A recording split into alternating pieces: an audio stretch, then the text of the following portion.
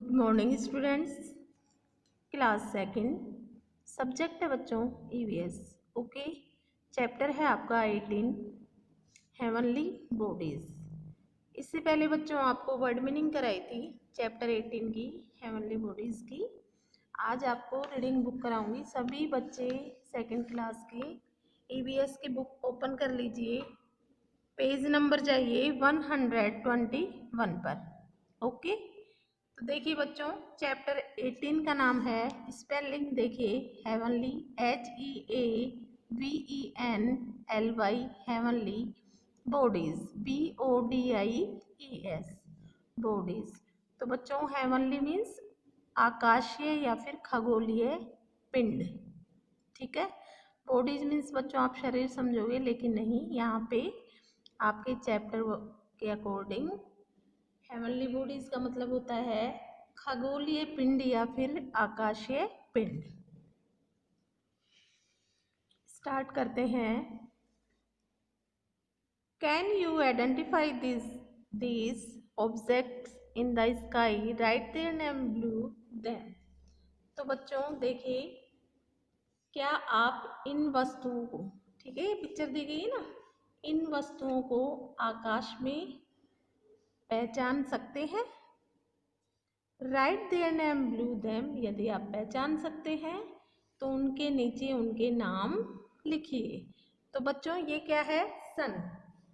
तो इसमें फिल करिए सन, SUN, सन। नेक्स्ट है मून, MOON, मून। नेक्स्ट है आपका स्टार, STAR, स्टार है ना। नेक्स्ट है आपका rainbow, RAINBOW, rainbow.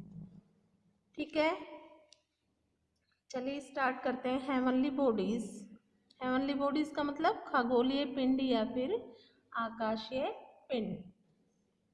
All the natural object that we see and in the sky are called heavenly bodies. They include the sun, moon, stars, and all the planets. Planets are the heavenly bodies that revolve around the sun. All these are a part of universe. Let us know more about these heavenly bodies. तो बच्चों देखिए, all the natural objects that we see in the sky are called heavenly bodies। यहाँ पे कहा गया है कि हम खगोलीय पिंड किसको कहते हैं? तो देखिए, जो सभी प्राकृतिक वस्तुओं को हम आकाश में देखते हैं उन्हें हम खगोलीय पिंड कहते हैं या फिर अंतरिक्ष पिंड कहते हैं। ऑल मीन्स सभी, नेचुरल ऑब्जेक्ट प्राकृतिक वस्तुएं जो हम आकाश में देखते हैं उन्हें ही हम क्या कहते हैं? हेवनली बॉडीज, अंतरिक्ष पिंड या फिर खगोलीय पिंड। They include the sun, moon, stars and all the planets. तो बच्चों सभी प्राकृतिक वस्तुओं को हम आकाश में देखते हैं जिन्हें हम क्या कहते हैं बच्चों? Heavenly bodies. जैसे यह ग्रह में होते हैं कौन कौन? सूर्य, चंद्रमा, तारे एंड ऑल द प्लैनेट। और ऑल जो 8 प्लैनेट होते हैं, 8 ग्रह, वो क्या होते हैं बच्चों? इसी में हेवनली बॉडीज में इंक्लूड होते हैं, सम्मिलित होते हैं। Planet are the heavenly bodies that revolve around the sun. जो सूर्य है, सूर्य के चारों ओर घूमते हैं, ठीक है, जिसको हम क्या कहते हैं? All these are part of universe, जो क्या है? ब्रह्मांड का ही एक भाग है। यूनिवर्स ब्रह्मांड, ब्रह्मांड का ही एक भाग है। Let us know more about this heavenly bodies. आइए हम आकाशीय पिंड के बारे में अधिक जानकारी लें। पेज पलटे बच्चों, पेज नंबर 122 पर जाइए। नेक्स्ट है बच्चों सन। अब देखिए sun, sun is ball of hot gases. जो बच्चों सूर्य जो होता है, सूर्य गर्म गैसों की एक बड़ी गेंद है। Ball of cat hot gases. जो सूर्य होता है वो गैसों मिश्रण, ठीक है, जो गर्म गैसों की एक बड़ी गेंद है। It give us heat and light.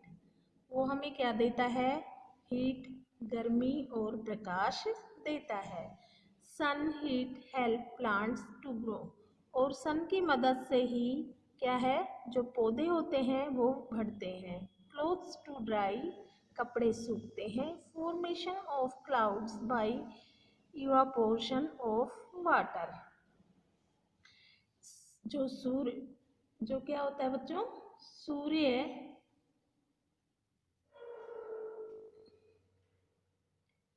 पानी का भाप जो बनना होता है ना, वो भी क्या होता है, सूर्य की वजह से ही होता है। सनराइज इन द ईस्ट, और सूर्य उगता है पूर्व दिशा में। And sunset in the west, और सूर्य अस्त होता है पश्चिम दिशा में। Life is possible on earth due to the heat of sun. और क्या है,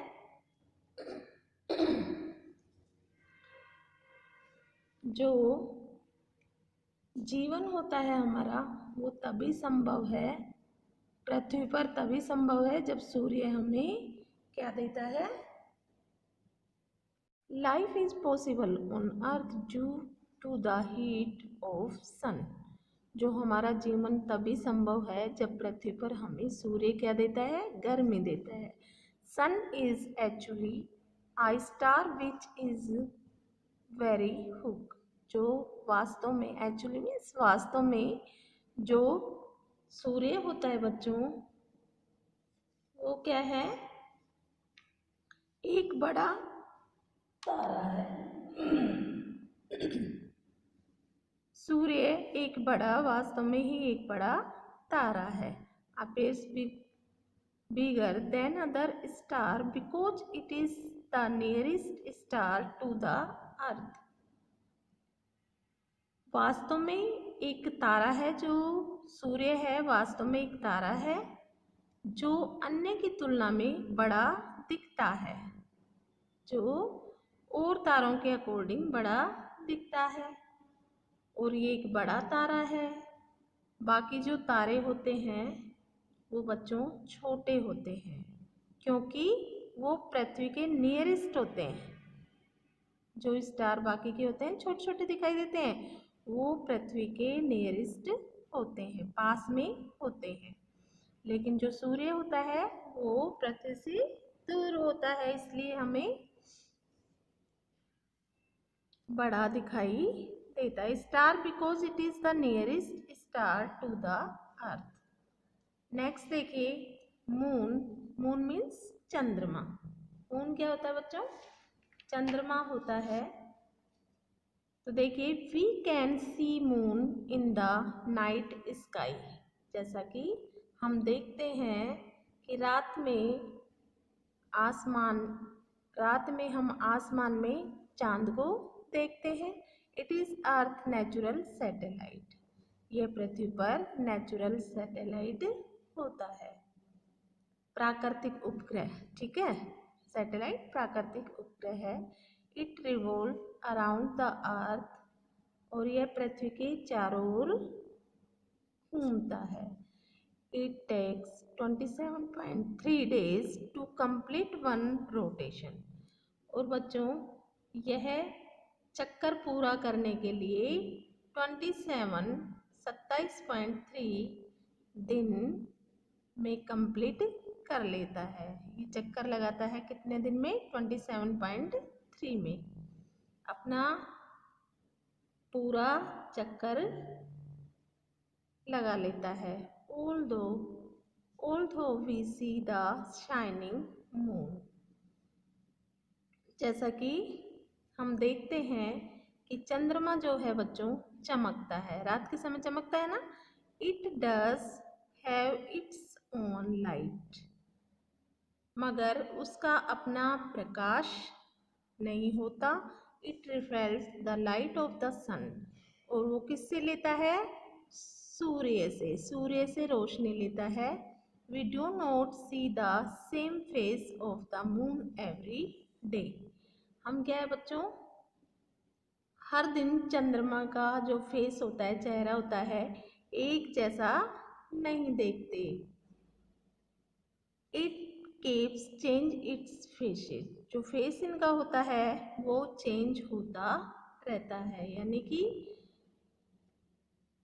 एक जैसा इसका चेहरा नहीं दिखता, यह अपने चरणों को बदलता रहता है। देखिए बच्चों, इस पिक्चर में बदलता है ना, पहले छोटा, फिर उससे बड़ा, फिर उससे बड़ा, फिर उससे बड़ा, फिर उससे बड़ा, फिर उससे बड़ा, फिर जाके ये पूरा होता है।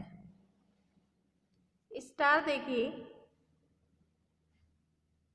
stars, the teeny twinkling objects that we see in the sky at night are called stars. They too are far off. तारे, स्टार्स मीन्स तारे, जो तारे होते हैं बच्चों, द टीनी ट्विंकलिंग, वो बहुत चमकते हैं। कब चमकते हैं? रात के समय तारे चमकते हैं। We seen in the sky at night, जैसा कि हम देखते हैं आकाश में रात के समय। जो रात के समय छोटे छोटे जो तारे होते हैं वो चमकते हैं, उसी को हम क्या कहते हैं? स्टार्स, तारे कहते हैं। दे टू आर फर ऑफ, पृथ्वी पर रहने वाले जो लोग होते हैं उनसे जो तारे होते हैं बच्चों बहुत दूर होते हैं, इसलिए हमें कैसे दिखाई देते हैं? छोटे छोटे दिखाई देते हैं। तो बच्चों, आज पार्ट फर्स्ट में इतना ही। सभी बच्चे रीडिंग बुक करेंगे, हिंदी भी उसका साथ साथ करते रहेंगे इंग्लिश के साथ। ओके बच्चों।